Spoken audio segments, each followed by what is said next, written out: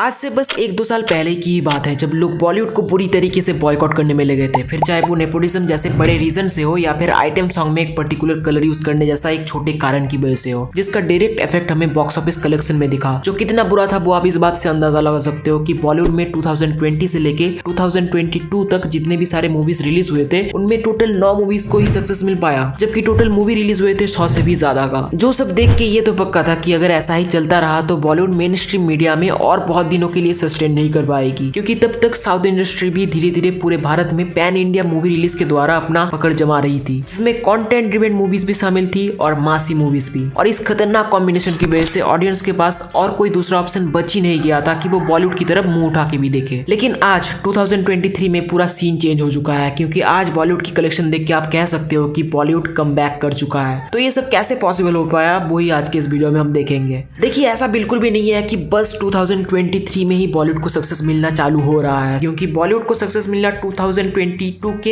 And से ही चालू हो गया था। लेकिन वहां कॉम्प्लिकेटेड बात यह थी कि तब तक ऑडियंस का मूवी को लेके टेस्ट बहुत चेंज हो चुका था। जहां movies like Kashmir files, Drishyam 2 जैसे कंटेंट ड्रिवन मूवीज ब्लॉकबस्टर हो रहे थे, वहीं ब्रह्मास्त्र, भूल भुलैया 2 जैसे एवरेज मूवीज भी सुपर हिट होने लग गए थे, जो ऑडियंस के बीच एक डाइवर्सिटी को दर्शाती है कि अगर अच्छी मूवीज देखने के लिए ऑडियंस है तो ठीक वैसे ही खराब मूवीज देखने के लिए भी एक पर्टिकुलर सेट ऑफ ऑडियंस मौजूद है। Sharpie? Your nickname is Sharpie?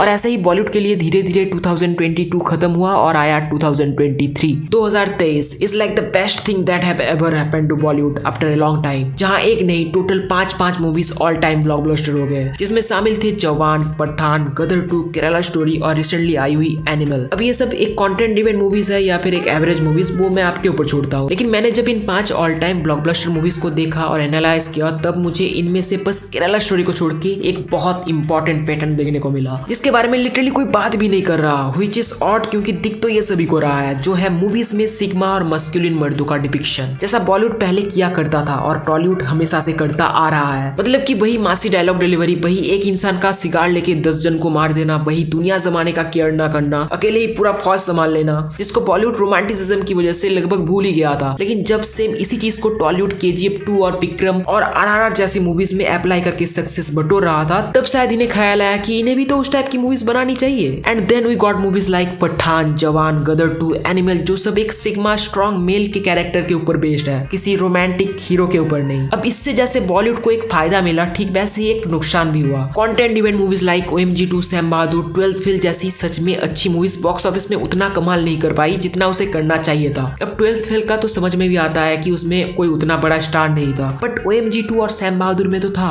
और यही सेम सिचुएशन हुआ था 2022 में, जहां मैंने पहले ये बोला था कि ऑडियंस का टेस्ट बहुत चेंज हो चुका है मूवीज को लेके। और इसी वजह से मुझे पर्सनली ऐसा लगता है कि डंकी शायद उतना कमाल नहीं कर पाएगी, क्योंकि वो कोई मासी मूवी नहीं होगी, वो एक प्योर कंटेंट ड्रिवन मूवी होने वाली है मेरे हिसाब से। और एक जो बड़ा रीजन है बॉलीवुड का इस साल बूम करने का, वो है खुद SRK।